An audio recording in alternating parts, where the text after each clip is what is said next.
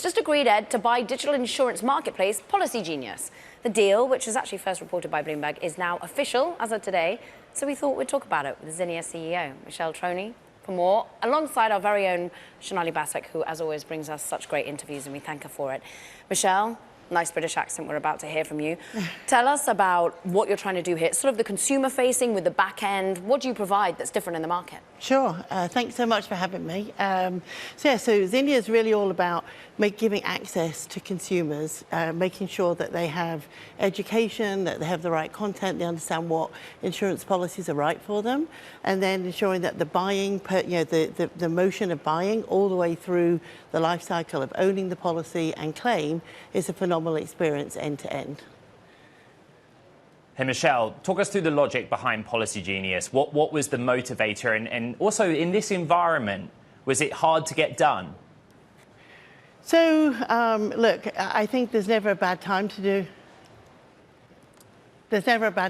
a good deal. And when we found Policygenius, we felt like it would fit together super well for us and accelerate the journey that we're on.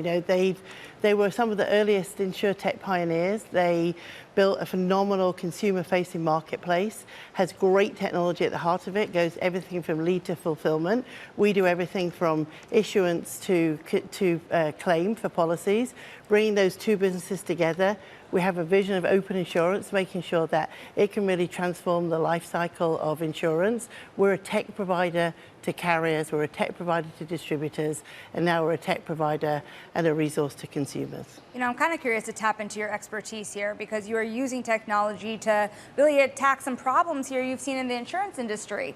But you've also been the CIO at UBS for 5 years, worked there for 25 years. You're still on the board of Deutsche Bank today, where you focus on technology. If you look across finance, where are some of the most compelling places that you can see technology being used to really reinvent the wheel here? Sure. So look, at Deutsche Bank and at UBS, and honestly across the whole insurance industry, simplification is at the heart of everything that we're trying to do. These are old companies that have been around for decades. I have a lot of empathy for that. I was a CIO for a long time. And you've got a lot of siloed information, which makes it very difficult to give a phenomenal experience to your customers. When you look at people's balance sheets, having great technology, having great data that sits in immutable type of smart contract platforms like we're building at Zinnia, really gives a different focus for the technology spend that you then do. So when if you're on the cloud, if you've got cloud native applications, you can really focus on things that differentiate your business and not on reconciling things all the time. Why smart contracts? I mean, I'm curious, because when people think about the new transformative technology, they more explicitly say blockchain or other kind of, buzzwords. Terminology. Yeah, exactly, that have become popularized over the last couple of years. We have industries that are coming, are highly regulated, right? Where data privacy is at the heart of, whether people will trust you or not. And smart contract can live on top of any type of technology, right? We are building on top of distributed ledgers. I think the banks are also doing the same kind of thing. What we're really talking about is an immutable data asset that then all the processes and the capabilities can come to that data, as opposed to, you having to move data around an organization, which is very costly. So, macro trends move to the cloud. It's still massive. I've been hearing a lot of people saying, that's slowing down. Certainly not for the big financial institutions and insurance businesses that I work with. And obviously, AI is becoming more and more, relevant, available, and exciting for our industry. Okay, so let's go there to the next new bright thing of buzzwords. How are you thinking about it within Zinnia? How are you thinking about making sure that ML and AI is just an easy to access and building productivity for your companies? Exactly. Well, that's the word, productivity, right? So we really see, where the AI capabilities and generative AI right now. It's at the start of this, it's about making us more productive. Okay. It's about getting insights quicker, getting insights to customers quicker, making everything flow better end to end, and then as we get more comfortable with the privacy and, the regulatory requirements, then we'll expose that through our client interfaces and just make the whole process more productive. Michele, you're being nimble in the market with this deal. I think what bow ties this all together is that coming out of the SVB collapse, your industry kind of acknowledges that global finance needs to modernize, whether it's through AI or there's opportunity to move from sort of traditional banking to look at the offerings from fintech. Has that given you momentum, your industry, fintech more broadly?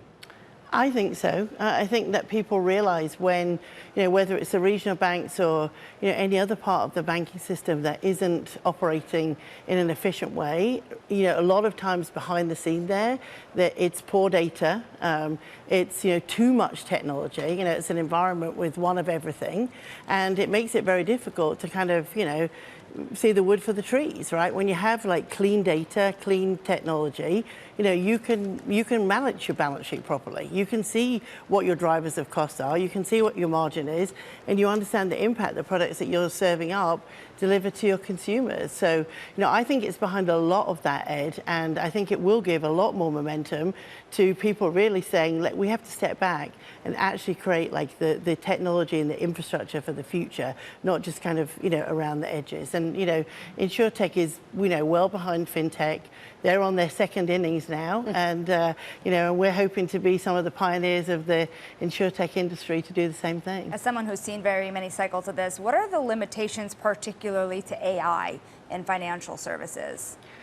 Look, I think it's all about privacy and security, right? It's, with everything that we do from a technology perspective, working with regulators to make sure we all are talking the same language, people understand, what are we doing to secure data, what are the risks that we're running, how can we recover, cyber threats and attacks, etc. All of those things are things that we have to work, hand in hand, whether it's with regulators or honestly with shareholders or customers, to make sure they're comfortable we're taking all the right steps, that we can use these great technologies that improve service and capabilities, but don't compromise their security or their privacy.